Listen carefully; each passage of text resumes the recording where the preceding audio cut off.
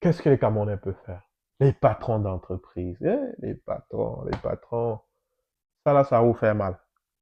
Mais réfléchissez-y.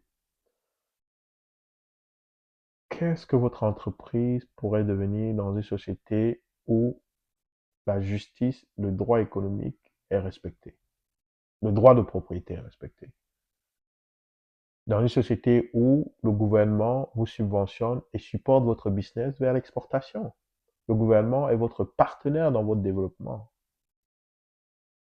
Votre chiffre d'affaires aujourd'hui, là, vous pensez qu'il sera à combien? Si le gouvernement était là pour vous aider à grandir, ce potentiel-là, là, vous êtes des gens qui prenaient des risques. Mais quand on prend un risque, il n'y a pas de garantie au bout. Donc, on doit juste évaluer la probabilité et le risque, comme on dit, coût-bénéfice.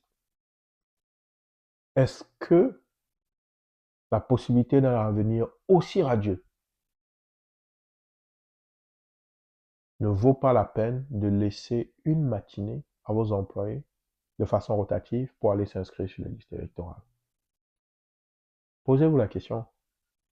C'est une matinée. Sachant que parfois même, cette matinée-là, la perte de cette matinée, vous l'encaissez même sans aucun, aucun, vous l'encaissez même sans aucune capacité de gain futur. Quand Eneo la coupe le courant, c'est fini, vous ne travaillez plus. Ou il y a une grève ville morte, vous ne travaillez plus. C'est une perte, non? Mais c'est une perte pour rien. Là, vous avez la possibilité de prendre un risque. Le risque de votre vie, en fait. C'est-à-dire de laisser une matinée de façon rotative à vos employés pour qu'ils aillent s'inscrire sur les listes électorales et aussi le jour du vote. Parce que cela, ça va être en fait un investissement.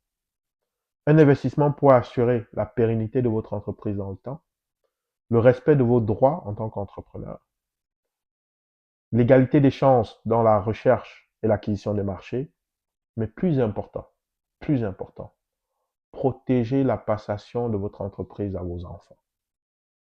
Ça, c'est très important. Parce qu'aujourd'hui, aucun d'entre vous, là, ne peut avoir l'assurance que s'il n'est plus là, son entreprise va exister.